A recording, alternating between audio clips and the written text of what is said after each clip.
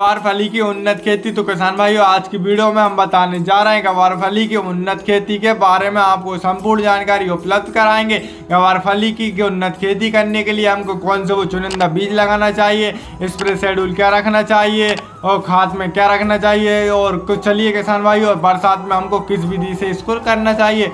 खेत को उत्तम जल निकासी होना चाहिए। बरसात के दिनों में उत्तम जल निकासी का प्रबंध जरूर रखना चाहिए। अगर आप गवारफली की खेती अगर बरसात के दिनों में कर रहे हैं तो किसान भाइयों, अगर गवारफली की आप खेती कर रहे हैं तो बरसात के दिनों में तो बेड विधि से ही करें। बात कर लेते हैं गवारफली का उत्पादन क्या देखने के लिए मिलता है। तो गवारफली का उत्पादन हमको बहुत ही अच्छा और बहुत ही शानदार देखने के लिए मिलता है, जिससे हमारे किसान भाई अच्छा खासा मुनाफा कमाते हैं। प्रति एकड़ उत्पादन इसका 60 से 70 क्विंटल प्रति एकड़ का उत्पादन देखने के लिए मिलता है किसान भाइयों, जिससे हमारे किसान भाइयों को बहुत ही अच्छा लाभ देखने के लिए मिलता है बरसात के दिनों में गवारफली की खेती। तो किसान भाइयों, इसी वीडियो में हम संपूर्ण चर्चा करेंगे। बात कर लेते हैं अनुकूल समय की। अनुकूल समय बरसात के लिए जुलाई से अगस्त बहुत ही अच्छा समय देखने के लिए मिलता है। वहीं ग्रीष्मकालीन मार्च से अप्रैल में ग्रीष्मकालीन का समय देखने के लिए मिलता है। वहीं खरीफ के सीजन में जुलाई माह के मध्य इसकी गवारफली की खेती आराम से बहुत ही शानदार तरीके से की जाती है। गवारफली की खेती करने के लिए सबसे पहले हमको खेतों को अच्छी तरीके से तैयार कर लेना चाहिए, ट्रैक्टर की मदद से, कल्टीवेटर की मदद से, जिससे हमारा खेत अच्छी तरीके से तैयार हो। तैयार करके गोबर की खाद का प्रयोग करना चाहिए। और तो चलिए किसान भाइयों, बात करते हैं बुआई के समय हमको कौन कौन सी खादों का प्रयोग करना चाहिए। के समय हमको लेना चाहिए सिंगल सुपरफास्ट को 50 किलो, और साथ ही हमको लेना चाहिए पोटास को। पोटास की मात्रा रखनी चाहिए हमको 25 किलो। तो साथ ही इनको अच्छी तरीके से मिक्स करके हमारे खेत में बिखेर देना चाहिए, जिससे बुआई के समय। तो चलिए किसान भाई, उन्नतशील किस्मों की बात कर लेते हैं। उन्नतशील किस्में कौन कौन सी लेना चाहिए हमको गवारफली की।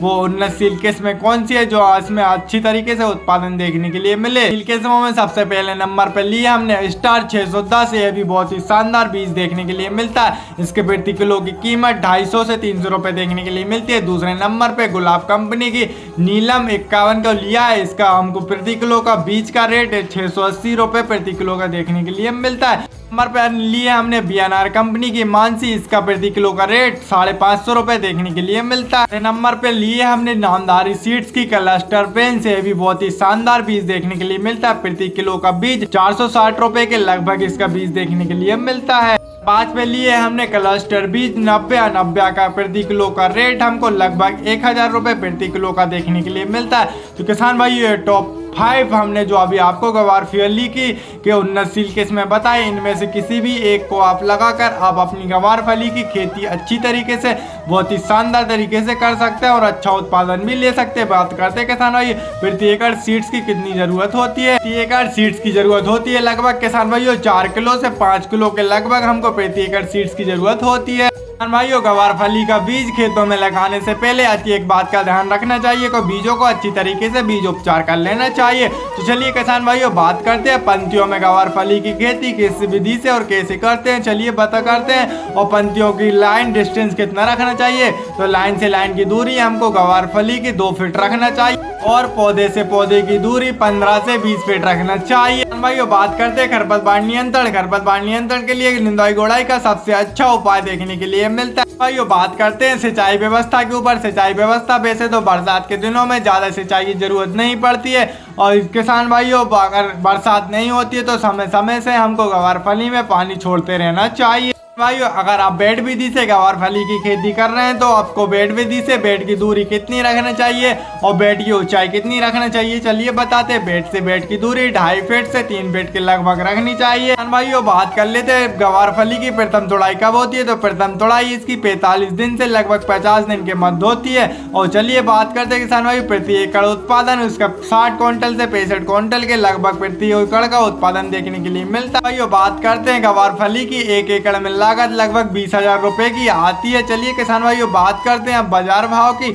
बाजार भाव हमको क्या देखने के लिए मिलता है। तो लगभग हमको बाजार भाव 30 रुपए से 60 रुपए प्रति किलो का बाजार भाव देखने के लिए मिलता है। भाइयों, बात करते हैं जीवन चक्र की। मतलब गवारफली का जीवन चक्र लगभग 3 महीने का जीवन चक्र होता है इसका। भाइयों, बात करते हैं स्प्रे शेड्यूल की। सही स्प्रे शेड्यूल मतलब सभी प्रकार की इल्लियों के कंट्रोल के लिए, और साथ ही बहुत ही तरीके की इल्ली आती है और फंगस भी आती है, और पूरी तरीके से हमको कंट्रोल करने के लिए कौन सा स्प्रे शेड्यूल चलाना चाहिए। भाइयों पहला स्प्रे हमको 25 दिन के मध्य रखना चाहिए। सिजेंटा कंपनी के एक्ट्रा का उपयोग करना चाहिए 10 ग्राम प्रति पंप 15 लीटर पानी में।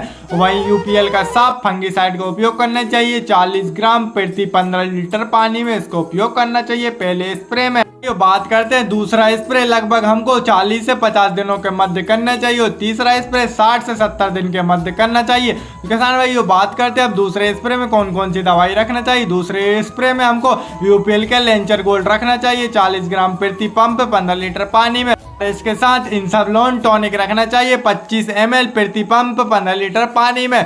किसान भाई ये दूसरा स्प्रे। अब बात करते हैं तीसरा स्प्रे लगभग हमको 60 दिन से 70 दिन के मध्य रखना चाहिए। तीसरे स्प्रे में हमको लेना चाहिए रोको फंगिसाइड 40 ग्राम प्रति पंप 15 लीटर पानी में और वायर कंपनी की सोलोमन से 12 ml प्रति पंप 15 लीटर पानी में सोलोमन का उपयोग करना चाहिए। किसान भाइयों बात करते हैं चौथा स्प्रे हमको 90 दिन से 100 दिन के मध्य करना चाहिए और वही उसके साथ हमको कौन कौन सी दवाई लेनी चाहिए। कंपनी के एंटरकोल लेना चाहिए 40 ग्राम प्रति 15 लीटर पानी में और सिलिकॉन पाउडर लेना चाहिए 50 ग्राम प्रति पंप 15 लीटर पानी में। इसके चौथे स्प्रे में उपयोग करना चाहिए। किसान साथियों बात करते हैं अब खाद शेड्यूल को। खाद शेड्यूल हमको गवारफली में कितने कितने दिनों के मध्य रखना चाहिए और कौन कौन सा रखना चाहिए। तो पहला खाद हमको 25 दिन के मध्य रखना चाहिए। वो पहले खाद में कौन कौन सा खाद लेना चाहिए तो साथ ही हमको लेना चाहिए यूरिया खाद और सागरी का दानेदार वाला। यूरिया खाद हमको लेना चाहिए 15 किलोग्राम और सागरी का दानेदार 5 किलोग्राम प्रति एकड़ के हिसाब से इसको उपयोग करना चाहिए। और दूसरा खाद हमको 45 से 50 दिन के मध्य लेना चाहिए। माइक्रोन्यूट्रिएंट्स 5 किलोग्राम और इसके साथ लेना चाहिए जिंक सल्फेट का उपयोग करना चाहिए 4 किलोग्राम और इसके साथ हमको लेना चाहिए यूरिया का उपयोग करना चाहिए 35 किलोग्राम। इनके सभी का अच्छी तरीके से मिक्स करके प्रति एकड़ के हिसाब से इन खादों का उपयोग करना चाहिए और इन खादों का उपयोग करके सिंचाई कर देनी चाहिए। भाइयों बात करते हैं मुनाफा की। अगर गवारफली की खेती करते हैं तो इसका मुनाफा कितना देखने के लिए मिलता है 2.5 लाख रुपए से 3 लाख रुपए का मुनाफा देखने के लिए मिलता है। अगर भाइयों अभी मैंने आपको गवारफली की संपूर्ण जानकारी दी, जैसे मतलब उन्नतशील किस्मों के बारे में भी दी और बाजार भाव के बारे में भी दी, अभी स्प्रे शेड्यूल के बारे में भी दी और खाद शेड्यूल के बारे में भी मैंने आपको संपूर्ण जानकारी उपलब्ध कराई। तो आपको वीडियो पसंद आई हो गवारफली की खेती के बारे में तो आप वीडियो को लाइक करके हमारे चैनल का फार्मिंग को सब्सक्राइब जरूर करें। तो मिलते हैं किसान भाइयों को नेक्स्ट वीडियो में।